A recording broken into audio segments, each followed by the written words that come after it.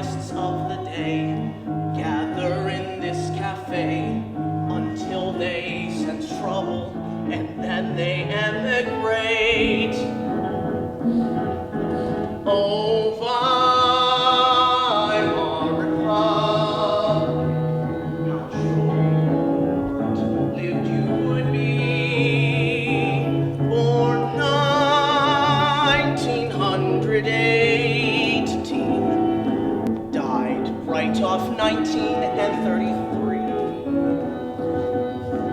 So come now on a journey and join me back in time. The Manish awaits us. Our folk and culture each played a part in this.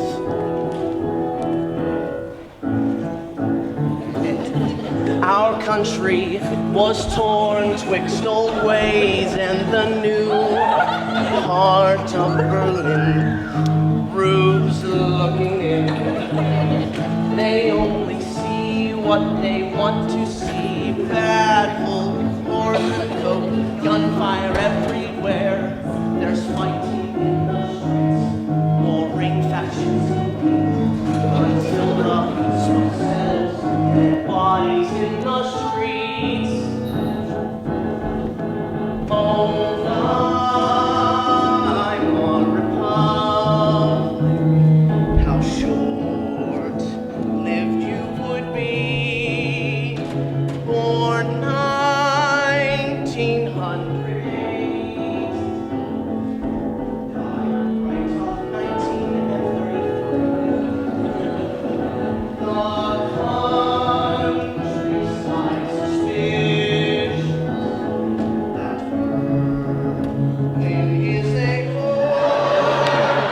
and should not cede the power of the German people anymore.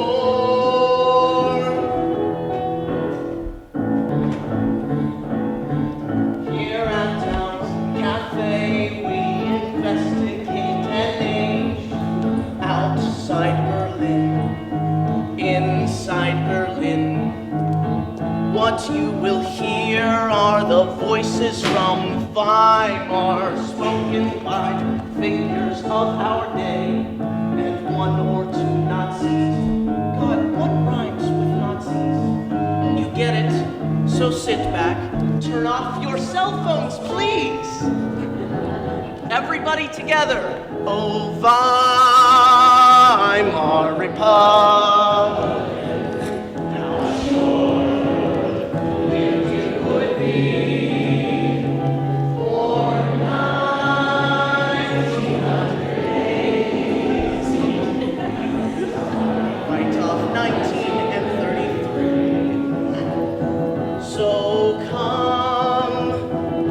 On a journey and join me back in time. The Romanish awaits us. Now, excuse me, please. This girl needs a line.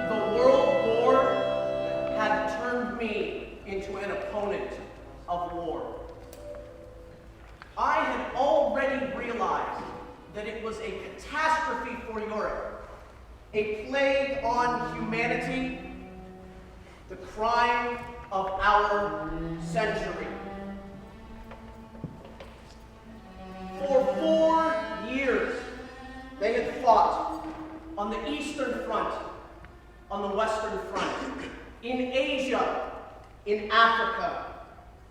For 4 years, they had stood their ground. During the war, everybody stole. Everybody sold what they had to sell, themselves included. A boy of just 14 peddled cocaine in the streets between school hours. Thoughts as to who was responsible for it had never entered my head. Now I read in these books that the imperial government had betrayed the nation, that it was just as responsible as everybody else for the war. It isn't true, I said over and over. It isn't true. But in this war, the German nation was not defending itself. I was not defending my country. We had been betrayed. Our efforts had been in vain. In the light of this revelation, my world crashed to pieces before my eyes. I had been as credulous as everybody else in Germany, as credulous as the nameless masses. Germany's needs grew ever more bitter. The bread grew still worse, the milk still thinner. The men at the front were incensed by the gormandizing and debauchery at the base and at the misery at home. They had had enough. The people thought only of peace. They had been thinking of war too long, believing in victory too long. Why hadn't they been told the truth? Why hadn't they been told when even the warlords desponded? How could the people help despairing? I felt that the land I loved had been betrayed and sold. It was for us to overthrow these betrayers. Yes, there was guilt in France, Russia, England, and Italy, but we were Germans, and we must put our own house in order first. During the night of October 3rd, 1918, the peace note was dispatched to President Wilson. This unexpected bid for peace opened the eyes of the German people at last. They had had no idea of the impending catastrophe. So, it was all for nothing. The millions of dead, the millions of wounded, the starvation at home, all for nothing. The sailors of the Kaiser's fleet were the first to revolt. 600 were arrested. The others stormed the prisons, took possession of Kiel. The dockers joined them. The German Revolution had begun. First Kiel, then Munich, Hanover, Hamburg, the Rhineland, Berlin. On November 9th, 1918, the Berlin workers left the factories and marched in thousands from the north, south, and east to the center of the city. Old gray men and women who had stood for years at munition benches, men invalided out of the army, boys who had just taken over their father's work. The processions were joined by men on leave, war widows, wounded soldiers, students, and solid citizens. No leader had arranged this uprising. The processions marched on in silence. There was no singing, no rejoicing. It came to a standstill at the gates of the Mycoffer barracks. The gates were barred, and weapons threatened from every window and loophole. Would the soldiers shoot?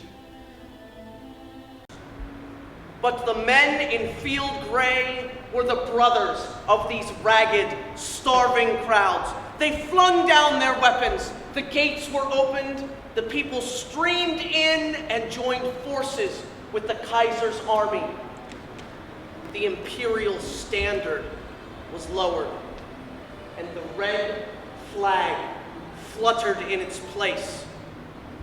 From the balcony of the imperial palace, Liebknecht proclaimed the German Socialist Republic. The ruling powers gave in without a struggle.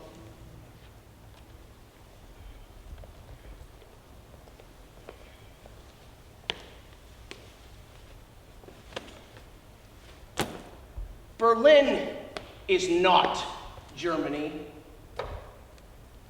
We in southern Germany will no longer go along with it.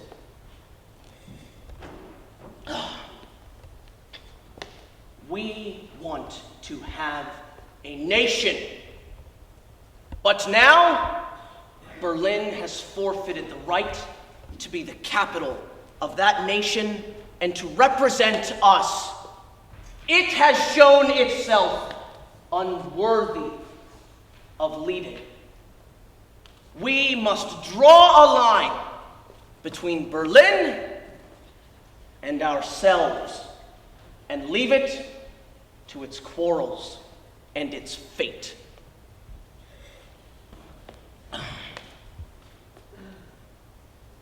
The new nation must have a new capital, not in another big city, not in a city that has completely unmasked itself, where before long the old circumstances will reign anew. No, somewhere in the heart of Germany, in a forest, on a heath, the new building should rise in which a better national leadership will dwell. To the spirit of Berlin, another must be opposed. The spirit of Germany.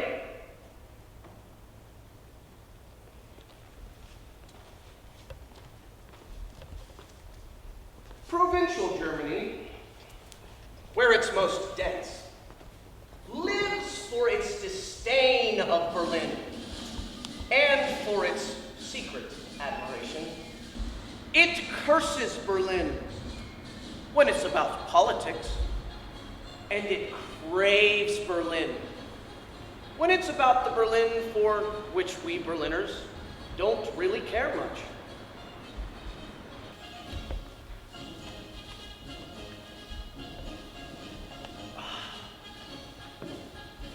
Revolution, or at least what Germans call revolution, doesn't apply to the provinces.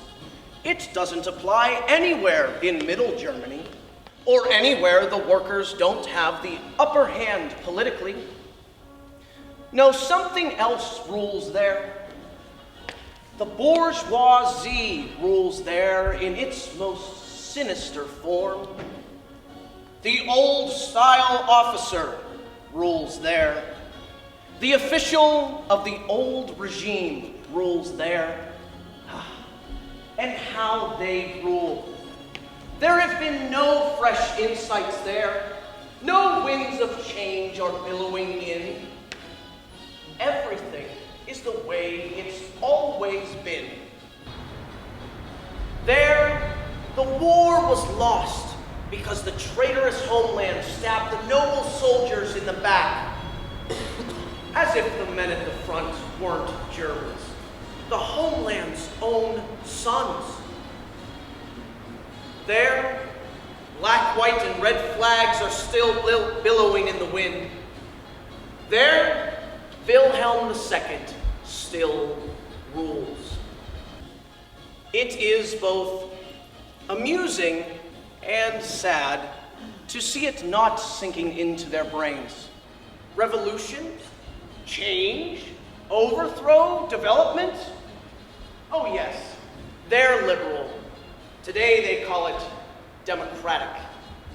They're liberal how they have always been liberal, and wish indeed, with measure and determination, for gradual change. Well, as long as it doesn't hit them in the wallets. They stick together like glue. Rulers almost anywhere, due to background, education, and family tradition, can't help but see class distinctions.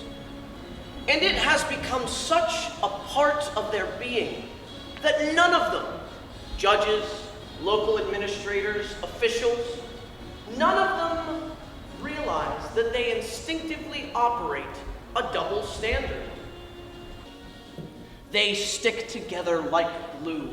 Those form an iron wall, which is nowhere more solid than in the countryside. There have been no fresh insights there at all. There, industry is not working. Everything is the way it has always been, where the clock is still striking 1890 and won't move forward. Class shenanigans are blossoming all over in small German towns. Every little group has their own special professional honor, and they all have their special little privileges, and they're all really something special. And below them all stands the worker. Hence the enormous loathing of Berlin. Berlin means, in some respects, that everybody is equal, that income doesn't determine one's, nor birthright, the capacity of one's character. Berlin represents the twilight of the superiors. They hate Berlin. There is no city in the world so restless as Berlin. Everything moves. The traffic lights change restlessly from red to gold and then to green. The lighted advertisements flash. The trams swing and jingle. The jaguar in the zoo paces feverishly in his cell. In the Tiergarten, the little lamps flicker among the little trees, and the grass is starred with the fireflies of 1,000 cigarettes. Trains dash through the entrails of the city and weave their way among the tiaras with which it is crowned. The jaguar in the zoo, who had really thought it was time to go to bed, rises again and paces in his cell. For in the night air, there is a throbbing sense of expectancy. Everybody knows that the next morning, no matter what happens, they will feel reborn. This physical and luminous movement finds its parallels in the dynamics of the brain. At 3 a.m., Berliners will light another cigar and embark afresh and refreshed upon discussions regarding Proust or the new penal code, or whether human shyness comes from narcissism. Berlin was getting to be more and more the center of things, and had surpassed the former art centers in Munich, Dusseldorf, and Dresden. All the leaders of modern German painting were living there. Berlin was progressive. There were marvelous theaters in Berlin, a gigantic circus, 6-day races, futurist exhibitions, beer halls the size of railroad terminals, international tango competitions, wine palaces 4 stories high. Berlin is a city with 2 centers. The cluster of expensive hotels, bars, shops, and cinemas surround the Memorial Church, and the self-conscious civic center of buildings surround the Unter den Linden, carefully arranged. In grand international styles, they assert our dignity as a capital city. Nothing has been forgotten, and they are all so very pompous, so very correct.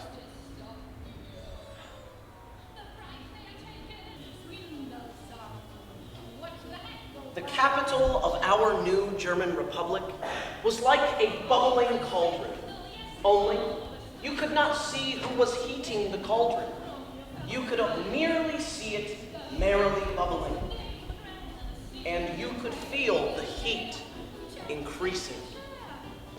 There were speakers on every street corner, and songs of hatred everywhere. Everybody was hated. The Jews, the capitalists, the gentry, the communists, the Black Reichswehr, the control commissions, the landlords, and again, the Jews. Berlin is a city with 2 centers. The cluster of expensive shops, bars, and cinemas round the Memorial Church, and the self-conscious civic center of buildings surround the Unter den Linden, carefully arranged. In grand international styles, they assert our dignity as a capital city. Nothing has been forgotten, and they are all so very pompous, so very correct. But the real heart of Berlin is in a small, damp, black wood, the Tiergarten. At this time of the year, the cold drives the peasant boys out of their unprotected cottage villages and into the city, which is its cruel heart. They go into the city to look for food and work. But the city which plains is cold and cruel and dead. It has nothing to give.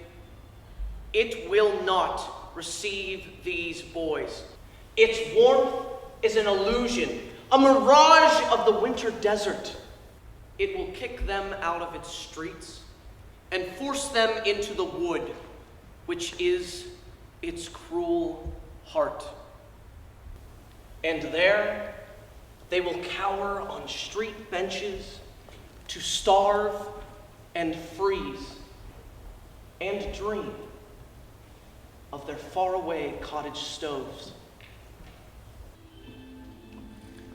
In the doorways of buildings or on the corners of lively streets, the sausage seller sets up shop, peddling a couple of steaming sausages. Pure pork, he guarantees, for a few pennies to the wanderers of the night. And it always seems that he has such a substantial clientele. Around him gather idle prostitutes for a bit of chat.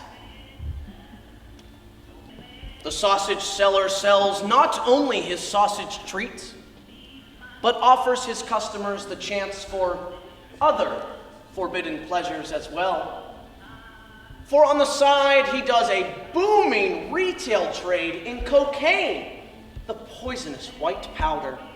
And in this connection, his clientele might well be more extensive and loyal.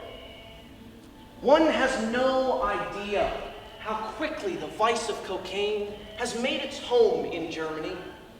Broad groups of the population have fallen hopelessly into its clutches.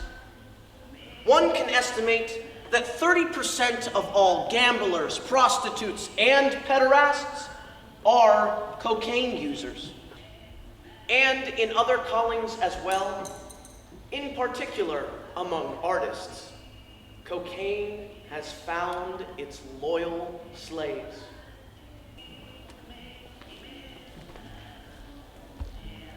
If supply and demand determine the price of a commodity, how strong the yearning for cocaine must be in Berlin, where before the war, a kilo of cocaine cost 16 marks. It is now offered at 17,000. That speaks volumes about cocaine addiction in our Sodom.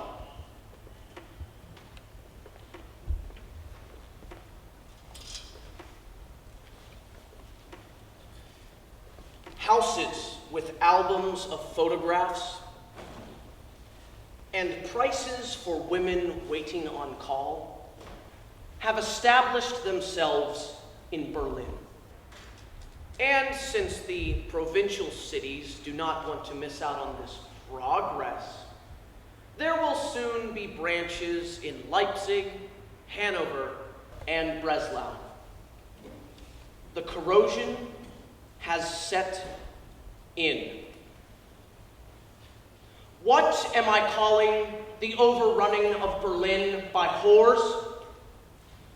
What we all perceive, wide-eyed and every day anew, is the corruption of the bourgeois woman.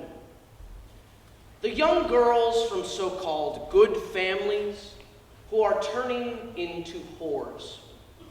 A generation of females has grown up with nothing but the merchandising of their own physical charms in mind.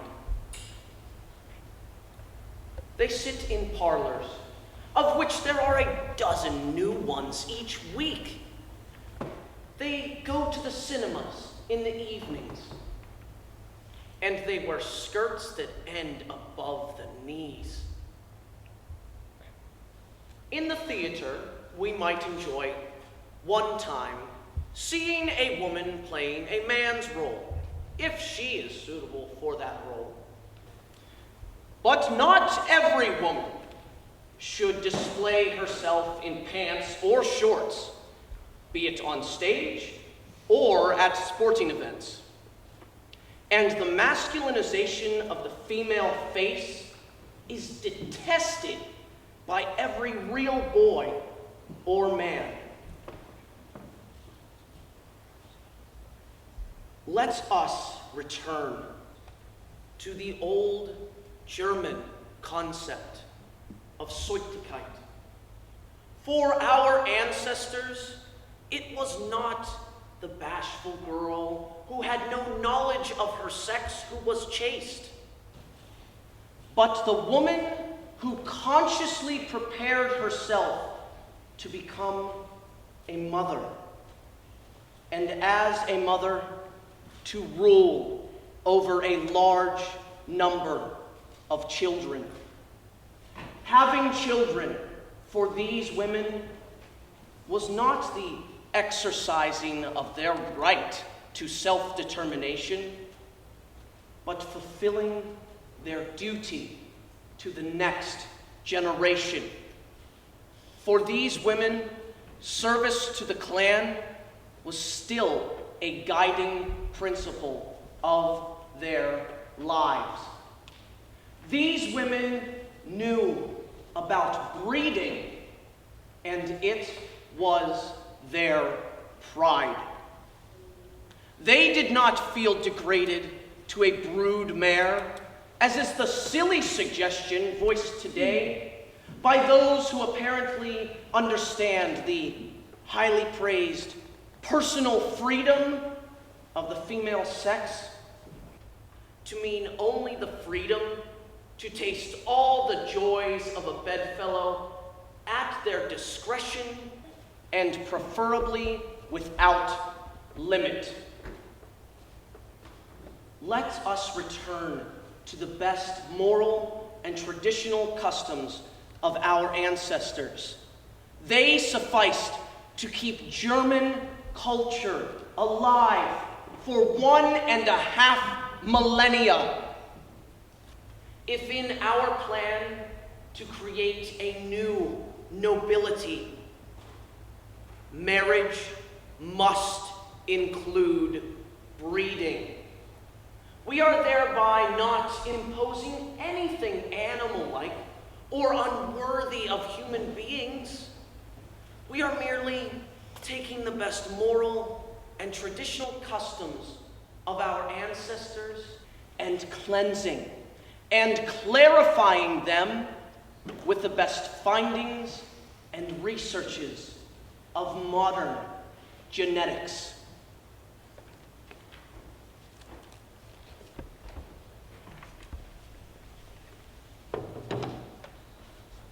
Nudism was no longer confined to specific circles or theatrical revues and cabarets. It permeated fashion throughout society. The pretty leg was discovered and gladly put on display. Beauty aids were everywhere.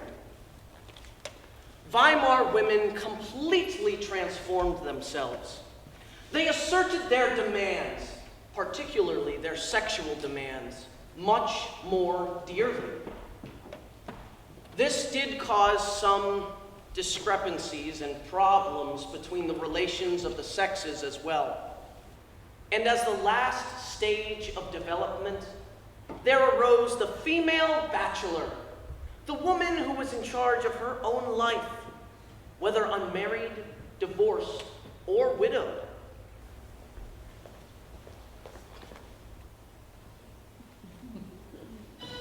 To all working women in countryside and in city, mothers of the proletariat and the dispossessed, come out for International Women's Day. It must become your day. Your lives and deeds are dominated by exorbitant price increases with which small and medium incomes cannot keep pace. Exorbitant prices deplete your bread and season it with the most bitter worries and scalding tears. They tear the shirts from the backs of your children and rob them of their rosy cheeks and happy smiles. Countless numbers of you are amassed in stifling back rooms, in dark, airless courtyard apartments, in musty cellars and drafty garrets. Those who still have work and earnings appear happy, but millions of unemployed men and women gather together in front of employment agencies and factory gates. That means people without bread, often the homeless too, and those without a country. Millions are no longer earning enough to salt their bread, and they live in fear that tomorrow unemployment could be their fate. Among all these countless unfortunates are countless women. As long as the men were being misused in the trenches as cannon fodder for the rich, you women were drawn into the factories by the hundreds of thousands to be used as machine fodder for scant pay, used as exalted emergency assistants in department stores, banks, offices, and schoolrooms. The democracy of the new Germany, the political equality of the female sex, will overcome this injustice, eradicate this insanity. Do you not hear this chorus daily, working women? Yes, in the new Germany, you may vote for democracy. Yes, you may even be voted for. But is not the equality of the female sex in public and in private life just on paper?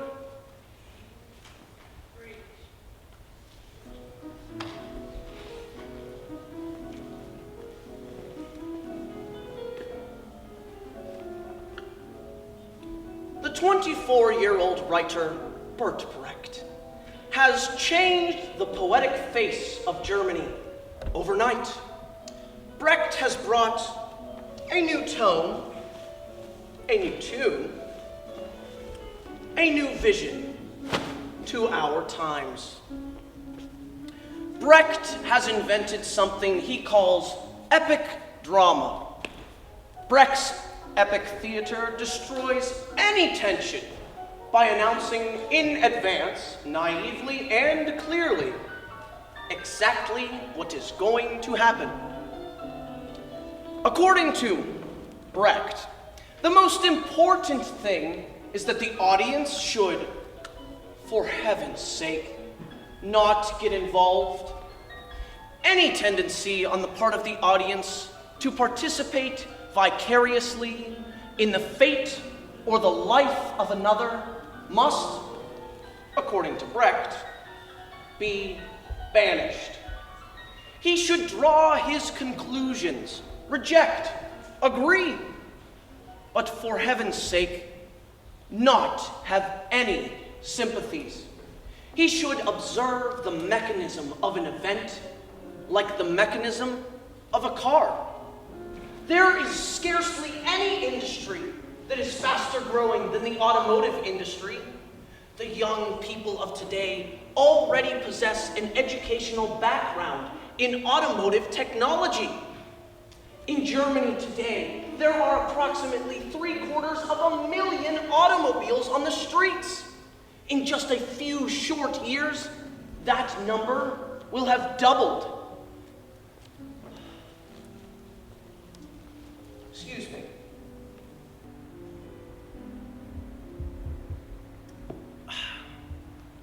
The writer of our present day will necessarily take the offensive. His words will be weapons, just as much a weapon as they were 2,000 years ago at the time of Aristophanes' comedies. As much a weapon and an instrument of power as 500 years ago, when the Renaissance popes intimidated the people with paintings of Christ's descent into hell by Raphael and Michelangelo, and built St. Peter's to advertise their earthly power. A flag, a sword, a power, a weapon. Art itself cannot be taught, but craftsmanship can. Architects, sculptors, and painters are all craftsmen in the original sense of the word. It is therefore a fundamental requirement of all artistic creativity that every student undergo a thorough training in all the workshops of the branches of all the crafts. Let us establish a new guild of craftsmen without the wall of arrogance being built between artists and craftsmen. Together, let us call for, devise, and create the construction of the future, comprising all in one form: architecture, sculpture, and painting. We are living in a new age. Our image of music has also changed. What comprised a city's musical life 20 years ago? Symphony concerts, choral concerts, recitals. These were matters for the individual. Recitals were a matter of great passivity. That has now changed, just as the audience's sociological mix has changed. The working masses rising upward, wishing to participate in cultural events. Moreover, the internal structure has also changed. People no longer sit in subscription seats. They sit together in rows, wishing to form a community. Moreover, this community is no longer satisfied with simply listening. They want to make music themselves. Thus, inner involvement is guaranteed. Activity of the community replaces passivity of the individual.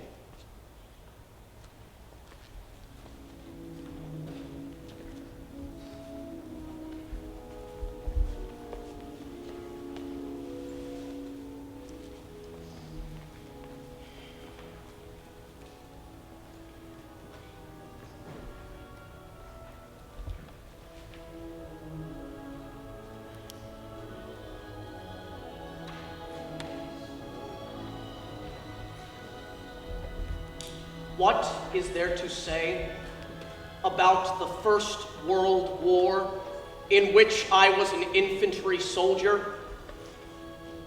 Of a war which I never liked from the beginning, and with which I never identified? I was interested in politics, but was raised in the spirit of humanism. War then meant honor, mutilation, annihilation. Did not many wise people feel the same way? Oh yes. There was some sort of mass enthusiasm in the beginning, and it was real.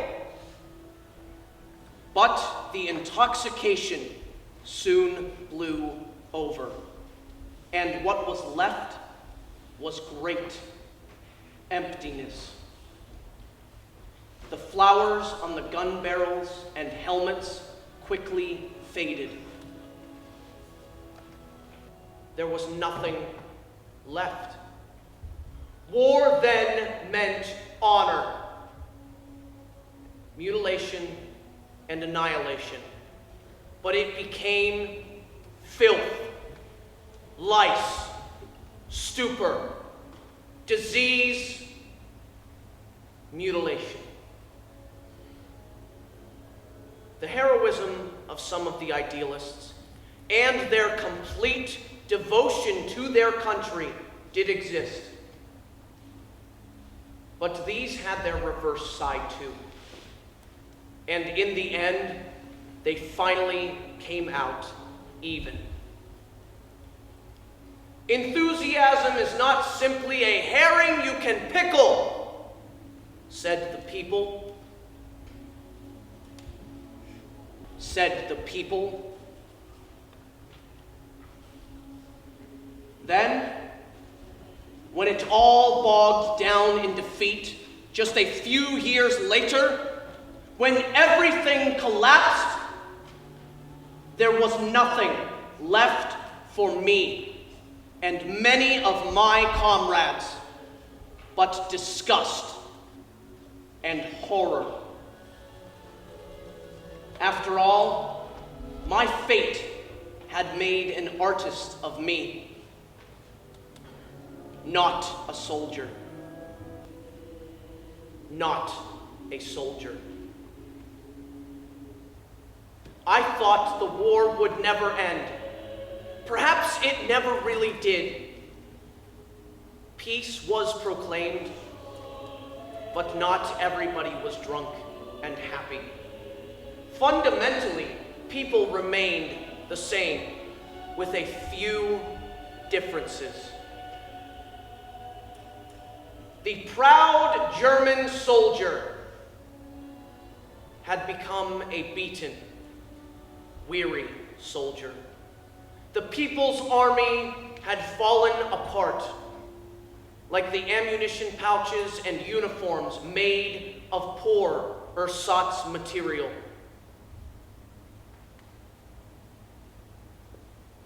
I was not disappointed that this war was lost. I was only disappointed that nobody had listened to those few voices raised against that mass slaughter. I went back to live in Berlin. The city looked like a gray corpse made of stone. There were cracks in all the walls. Plaster and paint were crumbling. The dead, dirty, hollow windows seemed still to mourn those many for whom they had looked in vain. I went back to my apartment, in my studio, and drew. I drew wine drinkers, beer drinkers, gin drinkers, a murderer sitting on a packing case with the murdered woman's body inside. I drew wine drinkers, beer drinkers, gin drinkers, and a worried man washing his blood-stained hands. I drew soldiers in action, using my sketchbooks from the war,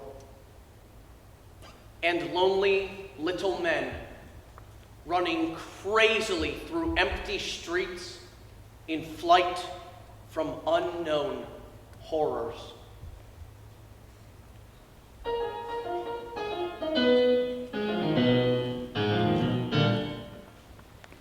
Every product of disgust capable of becoming a negation of the family is Dada. Protests with the fists of its whole being engaged in destructive action. Dada. Knowledge of all of the means rejected up until now by the shame-faced sex of comfortable compromise and good manners. Dada. Abolition of logic, which is the dance of those impotent to create. Dada. Of every social hierarchy and equation set up for us by the sake of our values by our valets. Dada. Abolition of memory. Dada. Abolition of archaeology. Dada. Abolition of prophets. Dada. Abolition of the future. Dada. The absolute and unquestionable faith in every God that is the product of spontaneity, freedom. Dada. Dada. Dada. The roaring of tense colors and interlacing of opposites, and of all grotesques, inconsistencies, contradictions, life. We Dadaists had meetings. We used the English word in which, for a small admissions fee, we did nothing but tell people the truth. That is, insulted them. We spoke without inhibition, using plenty of four-letter words. We would say, "You old heap of shit over there? I mean you stupid ass. Don't you laugh, you moron. Shut up or I'll give you an assful." And so on, and so on. The German Dada movement was rooted in the realization which came simultaneously to many of my comrades and myself, that it was complete insanity to believe that spirit, or people of spirit, ruled the world. Dada was the first significant art movement in Germany in decades. Don't laugh. Through this movement, all the isms of art became yesterday's inconsequential studio affairs. Dada forced the devotees of art to show their true colors. Dada was not a made movement, but an organic product resulting in reaction to the head in the clouds tendencies of so-called holy art, whose disciples brooded over cubes and Gothic art, while the generals were painting in blood. Our only mistake was to have seriously engaged at all with so-called art. Dada was the breakthrough, originating in a narrow, overbearing, and overrated milieu. It floated in the air between the classes and knew no responsibility to the general public.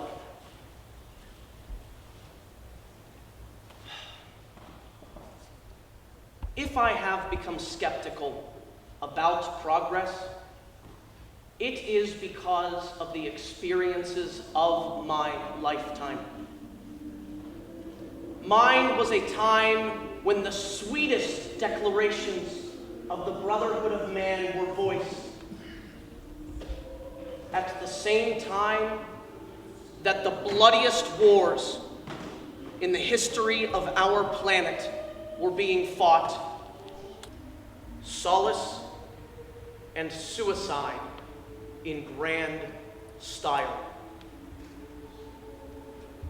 Post-war Berlin. Noise, shouting, rumors, political slogans. What will happen next?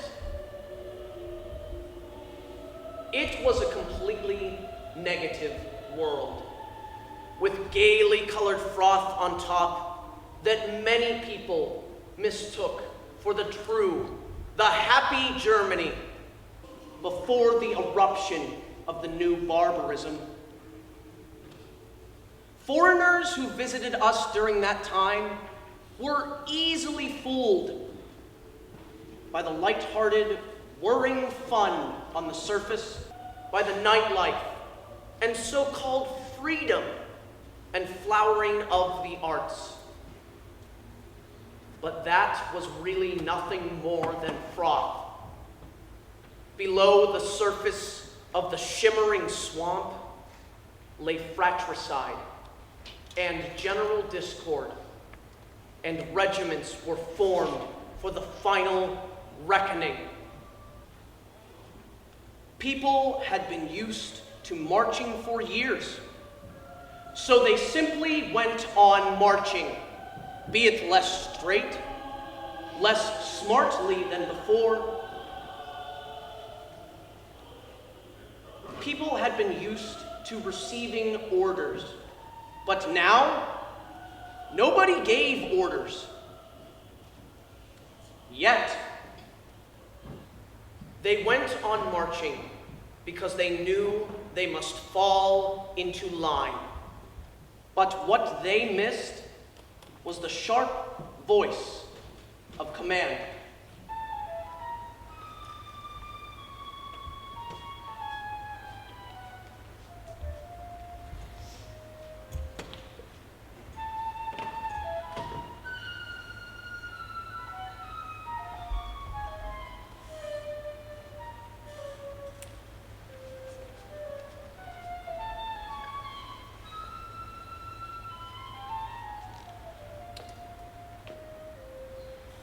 The radical press has printed a stream of jokes, digs, and accusations directed at Captain Rome, an employee of the Hitler movement. Now, you should never accept any of the titles dished out by the Nazis, just as you should never accept any of the categories proclaimed by Hitler. So many Germans succumb to such silly suggestions and approach these things as if they were schoolwork assigned by Hitler. We are not in school, and these titles, commendations, and reprimands from this house painter, they don't mean a thing to us. So, Rome is gay. I think these attacks on the man miss the point. Any means are good means when used against Hitler and his people.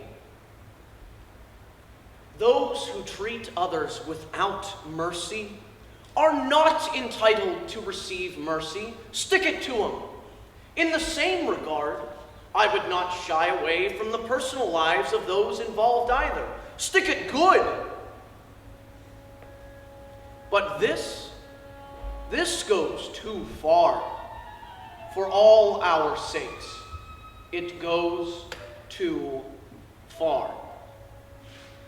First of all, you should not look for your opponent in bed. Any of these things might be accepted. Pointing out the Nazis' excesses, in which they talk about the oriental vices of post-war Germany, as if lesbianism, homosexuality, and the like were something invented by the Russians, who imposed them on the pure, untainted, noble German people. If a Nazi says something like this, then and only then can you say you have homosexuals in your own movement who are proud of their orientation and are completely open about it. So shut up. Jokes about Rome just don't sit right with me. The man's orientation does not disqualify him at all. Has Rome committed some sort of public offense? No. Has he pushed himself on young boys? No. Has he intentionally spread venereal diseases? No. These things are subject to public criticism. Anything else is his business. There is a reluctance to speak about the fact of homosexuality. Understanding it requires serious consideration. That means intellectual exertion. So, some plead that the topic is just not respectable enough for them. Understanding homosexuality presupposes a psychological reorientation of the brain, a self-liberation from the tutelage of a legislator who ignorantly subsumes homosexuality and depravity under the same concept. A fact discovered by embryological science of the previous century: unisexuality is a later development prior or subsequent to an original bisexuality. This is to be observed in plants as well as in animals such as snails. It is therefore a fact that homosexuality is a natural, inborn condition that is a matter of constitution. If one carries this thought process through to the conclusion that homosexuality is a natural, inborn disposition, then one can only regard the moral condemnation of homosexuality as an injustice.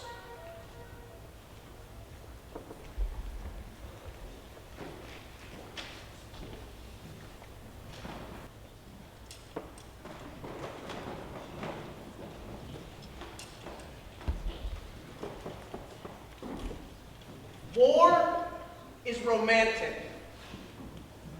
No one has ever denied the mystic or poetic elements residing in it. But today, only the insensible would deny that it is utterly debased romanticism, an utter distortion of the poetic. The side of peace is the side of culture, art, and thought, whereas in a war, vulgarity triumphs. War reveals itself as the triumph of all that is brutal and vulgar in the soul of our race, as the arch foe of culture and thought, and as the blood orgy of egoism, corruption, and violence.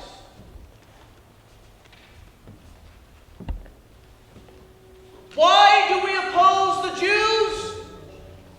We are enemies of the Jews because we are fighters for the freedom of the German people. The Jew is responsible for our misery, and he lives on it. The Jew has used the broad difficulties of the broad masses of our people to deepen the unholy split between right and left among our people. He has made two halves of Germany. He is the real cause of our loss in the Great War. The Jew has no interest in the solution of Germany's fateful problems. He cannot have any, for he lives on the fact that there has been no solution. He is responsible for our misery. He lives on it. The Jew is the cause and the beneficiary of our misery. The Jew has the best trumps in his hands when a people lives in an inner and outer slavery. That is why we, as nationalists and as socialists, oppose the Jew. He has corrupted our race, fouled our morals, undermined our customs, and broken our power. The Jew is the plastic demon of the decline of mankind.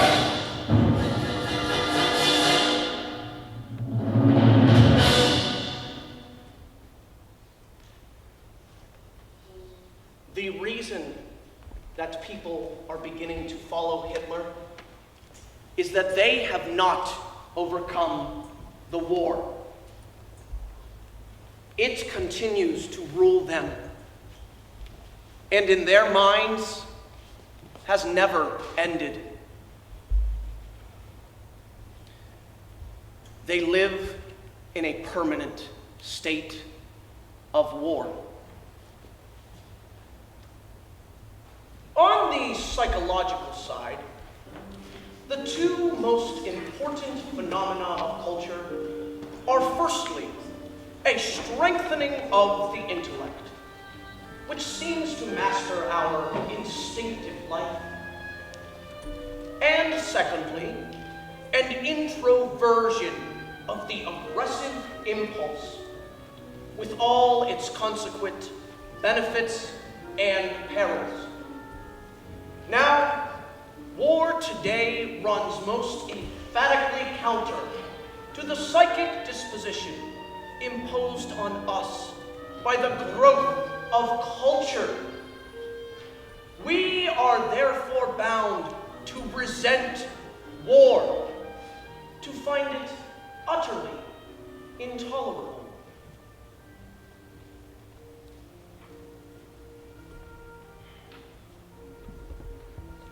So why do we, you and I, and many another, protest so vehemently against war, instead of just accepting it as another of life's odious importunities, when it seems a natural thing enough, biologically sound, and practically unavoidable?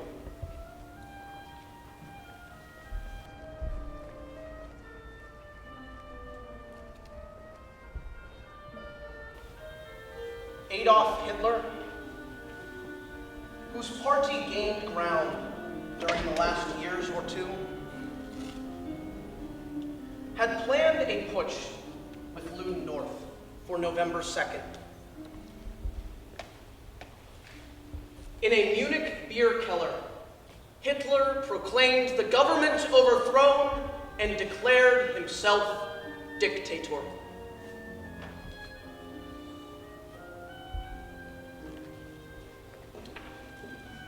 In the night, he had a number of Jewish citizens arrested, announced a march on Berlin, and swore that on the morrow he would either conquer or die.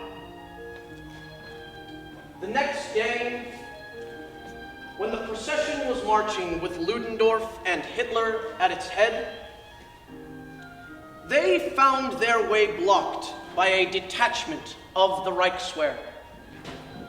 The army opened fire, and several National Socialists were killed. Hitler and Ludendorff flung themselves on the ground, a feat for which nobody could blame them, and retreated at the earliest possible moment. Hitler was accused of high treason, but it was obvious that the Republican judges sympathized with him. He was sentenced to 5 years in prison, a term of imprisonment which did not include the sentence due to him for breaking the peace. Conflicts of interest between people are resolved in principle by recourse to violence. It is the same in the animal kingdom, from which humanity cannot claim exclusion. Nevertheless, people are also prone to conflicts of opinion, touching, on occasion, the loftiest peaks of abstract thought, which seem to call for settlement by quite another method. War today is dishonorable. It does not have the honor it once did. And given the high perfection of modern arms, war today would mean the sheer extermination of one of the combatants, if not of both. We can but wonder why the conduct of war is not banned by general consent.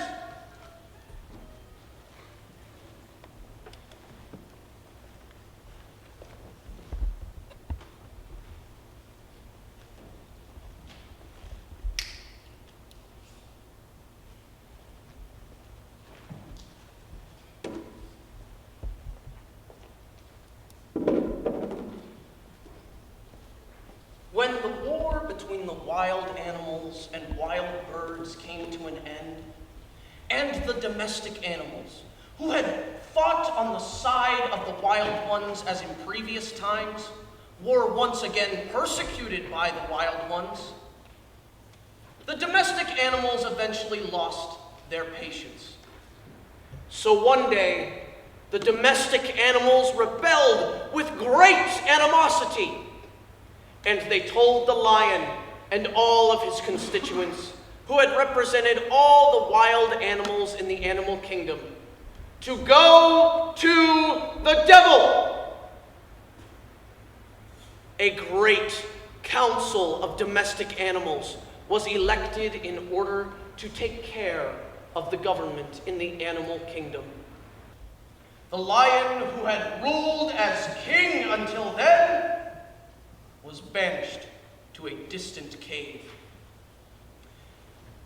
However, since domestic animals tend to be sentimental, they told the horses, former subjects of the lion, to bring the banished king something to eat each day.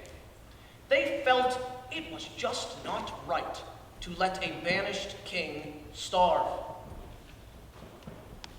Then, they attempted to restore everything to its right place. It was an old custom in the animal kingdom to celebrate a day of justice once a year. The wolves served as judges and the jackals as prosecutors. The young among the domestic animals demanded that the important posts of judge and prosecutor be placed in the hands of the domestic animals. But the old sheep, oxen, and donkeys argued for maintaining the traditional forms, and they especially did not want to go against the constitutional principle regarding the immutability of the wolves. Moreover, the old domestic animals said that the sheep, oxen, and donkeys could never hold these important posts because the sheep, oxen, and donkeys could never be anything but domestic animals. The old sheep, oxen, and donkeys pushed through their position, and the wolves remained judges, and the jackals remained prosecutors. As the day of justice approached, the wolves planned a secret conspiracy with the jackals and other wild animals against the domestic animals, who arrived unsuspectingly in large hordes, proud of their newly won power. As the last donkey came into the place of justice, the jackals accused all the domestic animals of high treason, and the wolves came to a quick decision.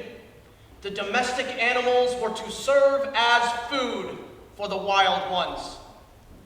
Before they could even grasp what was actually happening, the domestic animals were being torn to pieces by the wild ones and eaten.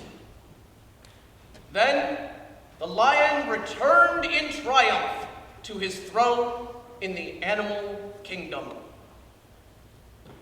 Of course, the wolves were given high titles and decorated with medals.